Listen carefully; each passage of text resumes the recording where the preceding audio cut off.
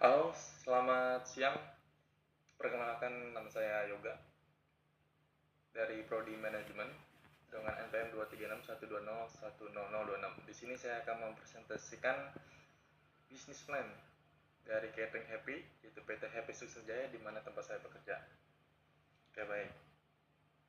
Untuk latar belakang, dalam era modern yang serba cepat saat ini, gaya hidup masyarakat mengalami perubahan yang signifikan. Kesibukan dalam pekerjaan, aktivitas pendidikan, dan berbagai kegiatan lainnya membuat banyak orang tidak memiliki cukup waktu untuk menyiapkan makanan sendiri. Kondisi ini menimbulkan peluang bisnis yang menjanjikan di bidang penyediaan makanan siap saji atau usaha catering. Usaha catering hadir sebagai solusi praktis untuk memenuhi kebutuhan konsumsi masyarakat, baik dalam kegiatan sehari-hari maupun secara khusus seperti pernikahan, seminar, ulang tahun, rapat, dan berbagai kegiatan lainnya.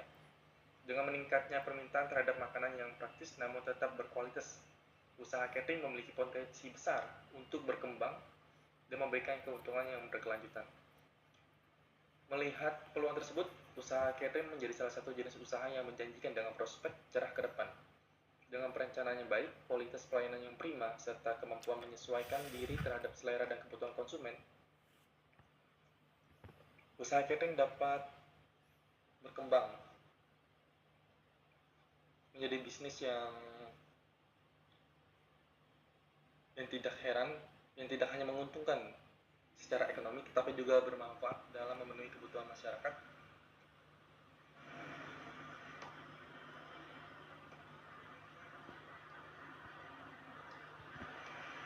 Kebutuhan masyarakat yang begitu praktis, sehat, dan lezat. Nah, untuk struktur organisasinya, itu Bapak Kelvin Luki Effendi sebagai owner, Ibu Leni Febriani sebagai direktur keuangan, divisi produksi atau dapur, Bu Lina, Bu Leha, Sri, Mila, Siti, divisi packing, pengemasan, termasuk saya sendiri, Kak Noce, Kak Vivi, dan logistik itu Kak Heri. Visi dan misi. Visi menjadi perusahaan catering terpercaya dan berkualitas yang memberikan pelayanan terbaik, higienis, dan rasa yang berkesan bagi setiap pelanggan. Misi kami adalah menyajikan makanan yang sehat, higienis, dan bercita rasa tinggi, memberikan pelayanan tepat waktu, ramah, dan profesional pada setiap pelanggan. 3. Menggunakan bahan baku berkualitas dan proses produksi yang sesuai standar kemampuan keamanan pangan. 4. Meningkatkan kualitas sumber daya manusia agar bekerja secara disiplin, kreatif, dan bertanggung jawab. Menjalin hubungan kerjasama yang baik dan berkelanjutan dengan pelanggan serta mitra.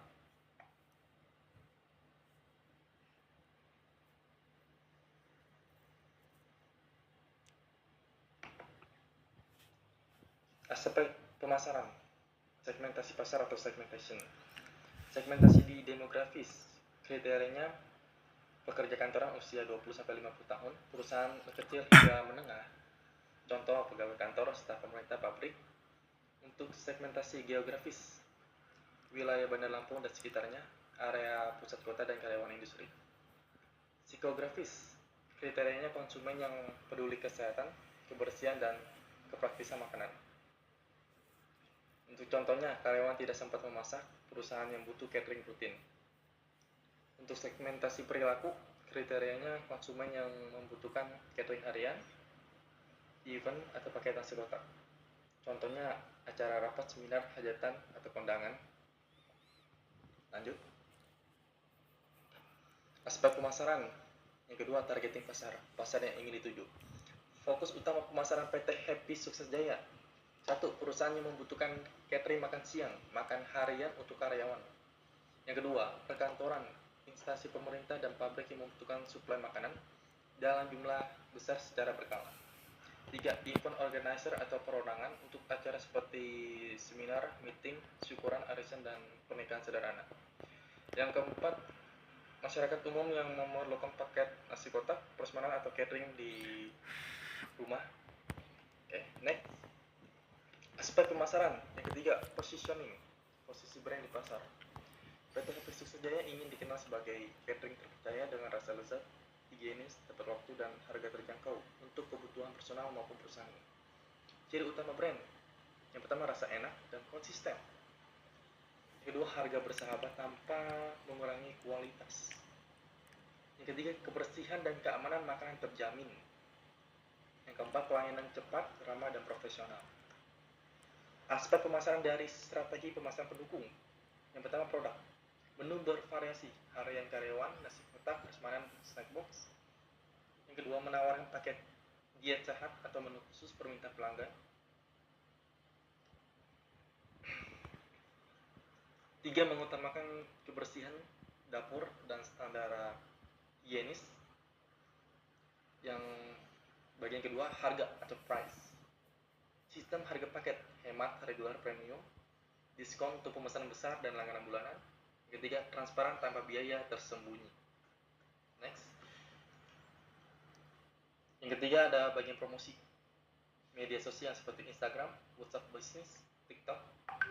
Nah, selain itu bisa kita bekerja sama dengan perusahaan, event organizer, dan vendor pesta. Testimoni pelanggan dan foto real hasil makanan. Yang keempat, bagian distribusi atau place. Sistem antar langsung menggunakan kurir atau driver internal dari perusahaan kita sendiri. Area layanan utama, Bandar Lampung dan sekitar. Pemesanan mudah melalui WhatsApp, telepon, atau website jika ada. Nah, kita masuk ke bagian aspek produksi atau operasional. Nah, produk dan kapasitas produksi. Untuk komponennya, kompor dan gas LPG, kebutuhannya minimal 3-4 tungku besar untuk memasak dalam jumlah yang besar. Rice cooker atau Magicom Industrial, 2-3 unit kapasitas, 10-20 liter per unit. Ketiga, panci besar, wajan, oven, atau kukusan. Disesuaikan dengan menu dan jumlah pesanan. Freezer dan chiller, menyimpan daging, sayuran segar, bumbu, dan bahan yang mudah rusak. Peralatan packing, sendok nasi, timbangan porsi, plastik paper box, heat sealer, dan penyimpanan yang lainnya. Cara memperoleh bahan baku gimana? Nah, dari PT HP Sukses Jaya ini kita memperoleh bahan baku melalui dua cara utama. Yang pertama, kerjasama dengan pemasok supplier tetap. Misalnya untuk bahan pokok seperti beras, ayam, telur, sayuran utama, bumbu dapur, dan gas, LPG. Kerjasama ini memastikan harga lebih stabil dan pengiriman sesuai jadwal produksi. Yang kedua, pembelian harian dari pasar atau pemasok alternatif. Digunakan untuk bahan tambahan atau jika supplier utama tidak dapat memenuhi kebutuhan. Nah, dari sumber daya manusia. Nah, kita di tim dapur ini misalnya ada 5-6 orang, sebenarnya 10 orang sih. Oke, untuk memasak, bumbu, persiapan bahan. Tim packing 3-4 orang untuk pengempakan nasi kotak atau prasmanan. Dan untuk driver distribusi minimal 1-2 orang untuk pengiriman tepat waktu. Di tempat kami setidaknya ada 10-11 orang lah, dibagi-bagi sesuai divisinya. Nah, untuk aspek keuangan. Nah, aspek keuangan dalam bidang catering adalah bagian yang membahas seluruh aktivitas yang berkaitan dengan pengelolaan uang, perencanaan biaya, pendapatan, serta keuntungan usaha catering. Aspek ini menjadi dasar untuk memastikan usaha berjalan sehat, efisien, dan berkelanjutan. Keterangan penting. Nah, dari rincian keuangan ini, biaya tetap utama yaitu modal awal, gaji karyawan, sewa ruko, listrik, air, biaya variabel atau operasional, bahan baku, bahan kemasan, gas, dan transportasi. Modal awal 50 juta hanya dibayar sekali, sedangkan biaya lainnya dikeluarkan setiap bulan. Pengeluaran gas dan bensin bisa dihitung per minggu atau per bulan sesuai frekuensi pengisian. Nah, kategori biayanya, untuk modal awal, sewa ruko, peralatan dapur, perlengkapan masak, jumlahnya bisa 50 juta. Keterangan itu investasi awal ya. Gaji karyawan, satu karyawan tetap misalnya 1,5-2 juta per bulan. Jumlah biayanya 2 juta per bulan. Keterangan termasuk staff packing, dapur, dan driver. Gas LPG yang 3 kg. Kita juga punya gas LPG yang ukuran 5 kilo sampai 10 kilo. Cuman yang biasa kita pakai ukuran 3 kilo sih. Rinciannya 210.000 untuk 10 tabung per pengisian. Karena kan satu tabung yang ukuran 3 kg rata-rata harganya 22-23, karena 21.000 juga ada sih. Jumlah biayanya 210.000 per pengisian. rata-rata 1 kali atau lebih per minggu. Air PDAM, biaya langganan air bersih, jumlah biayanya 200.000 per bulan, keterangannya tetap. Listrik, pemakaian dapur, rice cooker, freezer, dan lain-lain, itu 500.000 per bulan, keterangannya tetap. Bahan kemasan, kotak nasi, sendok plastik, gelas plastik, itu 500.000 per bulan, bisa nyampe lah, bisa bertambah jika pesanan naik. Transportasi, bensin, pengiriman, catering, mobil, bisa motor. Kalau jumlahnya banyak kita pakai mobil, jumlahnya sedikit kita pakai motor, itu 300.000 per pengisian. Frekuensi tergantung pengirimannya ya, jumlah jarak pengirimannya. Pemilihan bahan baku, itu beras, lauk, sayur, bumbu, 3 juta sampai 4 juta per bulan, masuk biaya variabelnya. Berikut tabel perhitungan revenue pendapatan dan estimasi keuntungan harian dan bulanan dari penjualan nasi kotak PT Happy Sukses Jaya. Ini asumsi aja ya. Untuk harga jual nasi kotak 25.000 per kotak. Jumlah pesanan per hari bisa nyampe 150 kotak. Pendapatan per hari 150 kali 25.000 yaitu 3.750.000. Biaya bahan baku per 150 kotak yaitu 2 juta dikurangin 3 juta. 2 juta sampai 3 juta, sorry. Hari kerja dalam sebulan itu 30 hari. Betul. Dua tabel pendapatan dan keuntungan harian. Pendapatan harian 150 kotak kali 25.000 itu 3.750.000. Biaya produksi minimum hasilnya 2 juta. Biaya produksi maksimum hasilnya 3 juta. Laba bersih harian biaya 2 juta. 3.750.000 dikurangi 2 juta itu 1.750.000. Laba bersih harian jika biayanya 3 juta, 3.750.000 dikurangin 3 juta itu 750.000. Nah, aspek pemasaran yang ketiga, tabel pendapatan dan keuntungan bulanan full 30 hari kerja. Keterangannya, pendapatan bulanan 3.750.000 kali 30 hari itu bisa sampai 112.500.000. Total biaya bahan baku jika biayanya 2 juta, 2 juta kali 30 hari yaitu 60 juta. Jika biayanya 3 juta bisa nyampe di 90 juta. Nah, laba bersih bulanan jika biayanya 2 juta, maka 112.500 dikurangi 60 juta bisa sampai 52.500.000. Jika biayanya 3 juta, 112.500.000 dikurangi 90 juta yaitu 22.500.000. Nah, kesimpulan, dengan pesanan 150 kotak per hari dengan harga 25.000 per kotak, pendapatan harian bisa sampai 3.750.000. Nah, keuntungan bersih per hari sekitar 750.000 sampai 1.750.000 tergantung biaya produksi.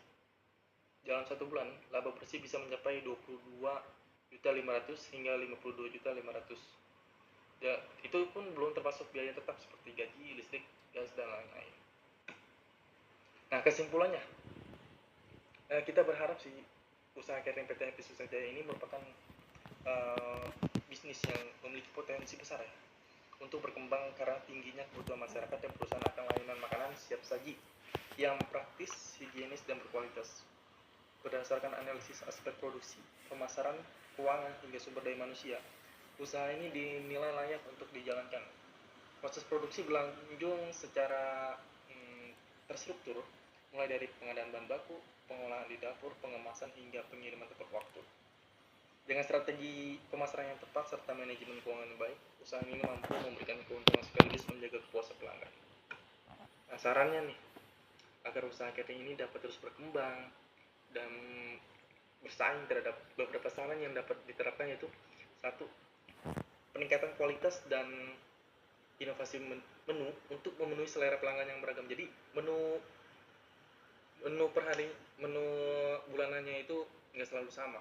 Kadang sesuai request mereka. Kalau mereka nggak request, kita bisa bikin menu sendiri gitu. Kedua, menjalin kemitraan dengan lebih dari satu pemasok bahan baku guna menjaga ketersediaan dan kestabilan harga. Ya, kita juga punya mitra supplier ya supplier sayur, daging, buah juga ada, minyak juga ada. Tuh. Pemanfaatan teknologi digital seperti media sosial, website, dan aplikasi pemesanan untuk meningkatkan jangkauan pemasaran. Kita pakai media sosial juga ya, seperti Instagram. Ya kayaknya Instagram aja deh. Facebook kayaknya ada ya. Cuman untuk website kita belum ada sih. Peningkatan kebersihan, standar higienis, dan pelatihan karyawan untuk menjaga mutu pelayanan. Yang kelima, pengelolaan keuangan yang disiplin dan transparan untuk menjaga kelancaran operasional, perencanaan pengembangan usaha di masa mendatang. Kayak penutupnya, dengan perencanaannya matang, pelaksanaan yang terstruktur serta komitmen dalam menjaga kualitas layanan, usaha catering PT Happy Sukses Jaya diharapkan mampu terus bertumbuh dan menjadi penyedia layanan catering terpercaya. Semoga laporan ini dapat menjadi acuan dalam menjalankan dan mengembangkan usaha catering secara profesional dan berkelanjutan. Oke, sekian hasil presentasi saya. Saya ucapkan terima kasih.